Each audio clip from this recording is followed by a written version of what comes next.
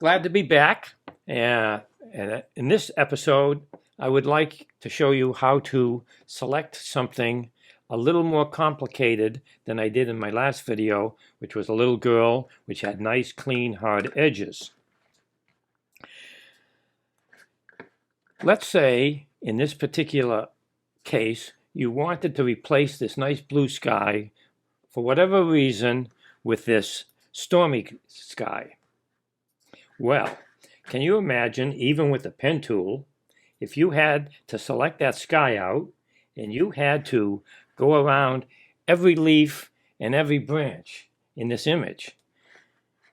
I guess you could do it, but it might take you an entire photography career to get it done.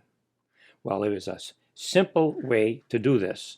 And what I'm going to do is set it up and show you how to do it using a technique rather than a tool. Now, in this case, I'm going to select all of this image. I have the marching ants around the outside. Let's see if I can enlarge this for you. I can't see the edges, but if you go select all, we should have marching ants around the outside of this image. And we go edit, copy, it goes onto the clipboard. Now, using this image, I'm going to paste the picture of the empty field and tree onto the top of the clouds here by going edit, paste. Didn't function. I have to go back and get this field. I'm going to just go back to open. There we go. How's that? How about select all? And let's see if we can see this.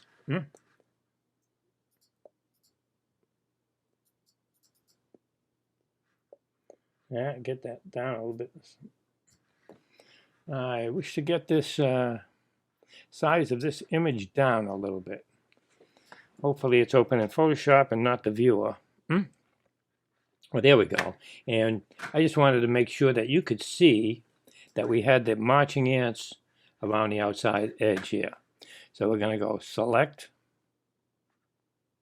Yeah, right. We're going to go to edit, copy.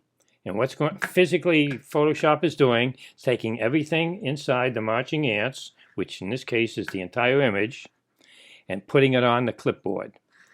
Then when you open the second image and you go edit, paste, we don't have it. We should have this.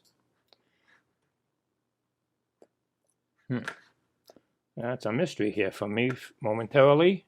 You know, this is much a learning experience for me as it is for you, in as much as I'm on a Mac and I'm using a mouse.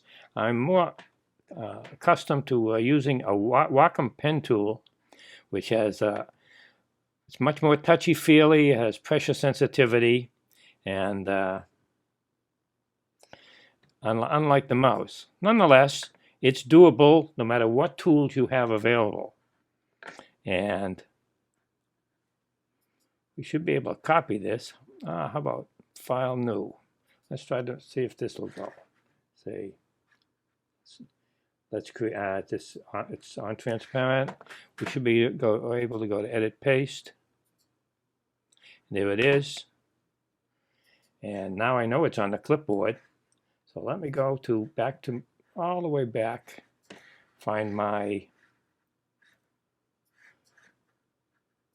sky should be under here. That's it. I hear it, Looks like I've temporarily lost my sky. Let me reopen it here. Should be in Pictures, Sarasota, and I believe it was number 11. Yeah, there it is, And Now now I have it in 2 layers, just the way I want it. Oh, wait, we have it. Yeah, here it is in 2 layers. Now in this case, the sky is much smaller than the image of the field, so I need to enlarge it a little bit. I use my transform tool, and hopefully, let's see, I'm on the wrong layer. And by the way, if it makes any point to you, I make a lot of mistakes as I go along working on my own work, and I'm going to say 95% of the time when I click in the wrong place, it's because in the layers palette, the wrong layer is highlighted, and I'm trying to do something on the wrong layer.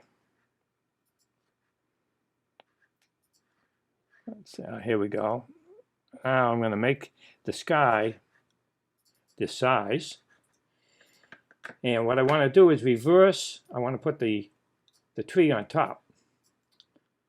So underneath this tree, I have a layer with the sky.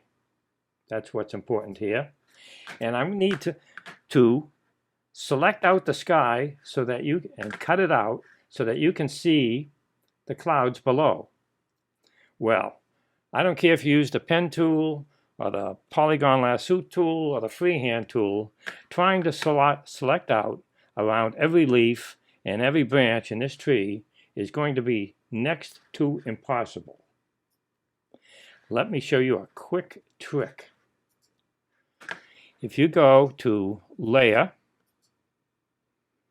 Layer Style, Blending Options, this is the recipe. If you want to know anything worthwhile out of this little session, know Layer, Layer Style, Blending Options, and you get a dialog box. And in this particular case, there are 2 sliders, and they represent the layer that's on top and the layer that's on the bottom. The default is Blend If Gray. In this case, we have blue because the sky is typically blue, mostly blue. So I'm going to change Blend If Blue. And if you take the top layer and move that out, you can select around every branch and every leaf. Just by moving this. And in fact, if you go too far, you're going to select out some of that's in the grass. So I'm going to bring it back. And if you hold the Alt key on the PC or the Options key on the Mac, I'm pretty sure you can actually split this little triangle. Let's see which key it wants to be. You can split it and fine-tune the edges along the leaf. So I'm going to say OK to this, and I'm going to enlarge it so we can see. How's that, guys? No tools involved. It's blending options, blend if, change to blue. Occasionally, this method will work if you're selecting out a boat out of the ocean and you select if green and can blend it right out. But it's quick, it's easy, it's accurate, and it does very complicated selections.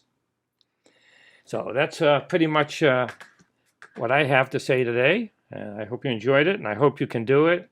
And feel free to email me if you want to try this yourself and you're having any difficulty, because I love this stuff. Thank you very much.